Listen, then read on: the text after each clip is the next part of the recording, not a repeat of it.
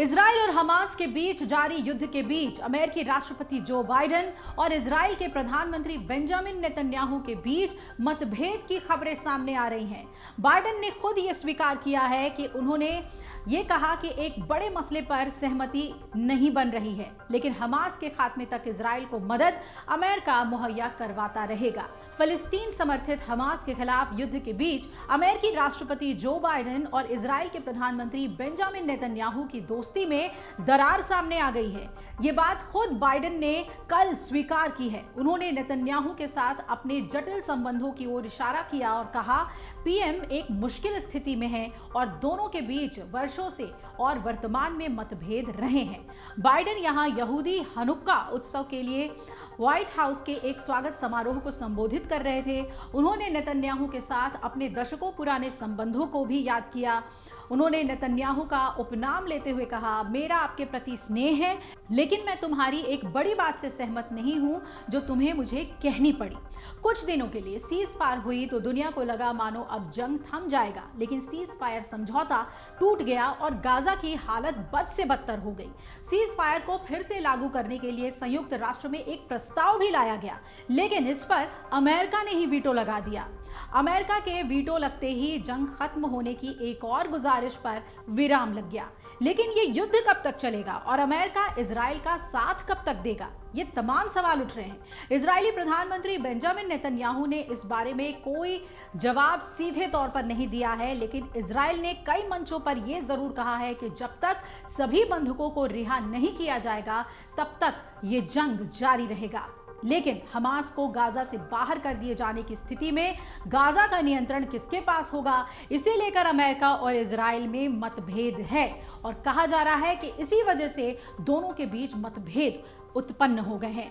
अमेरिकी राष्ट्रपति Joe Biden ने कई बार कहा है कि जंग के बाद गाजा की बागडोर फलस्तीनी प्राधिकरण को सौंप दी जानी चाहिए, लेकिन नेतन्याहू इसका विरोध करते रहे हैं। नेतन्याहू का कहना है कि फलस्तीनी प्राधिकरण भी आतंकवाद को ही बढ़ावा देती है, उनके जिम्मे गाजा को नहीं छोड़ा जा सकता।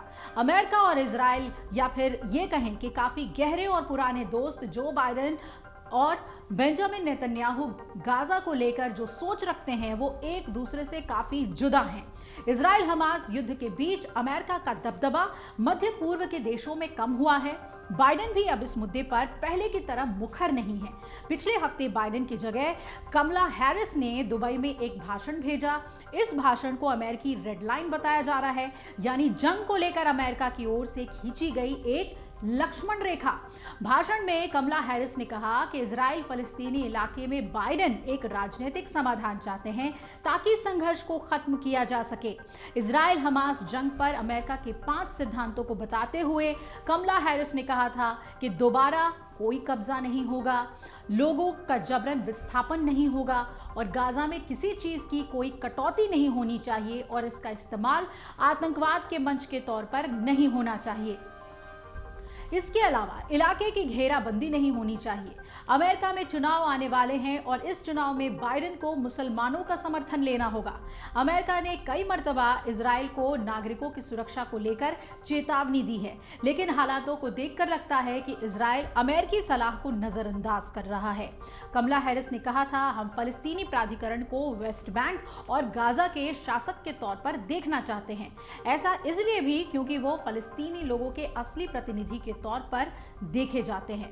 लेकिन अब आगे देखना है कि जिस तरीके से इजराइल अपने रास्ते पर चल रहा है, अमेरिका उसका साथ दे रहा है, लेकिन अमेरिका की किसी भी बात को, या फिर यूं कहें कि चेतावनी तक को इजराइल दरकिनार कर रहा है, जिसकी वजह से दोनों नेताओं के बीच यानी नेतन्याहू और बाइडेन के बीच अब दरारें सामने आ गई हैं।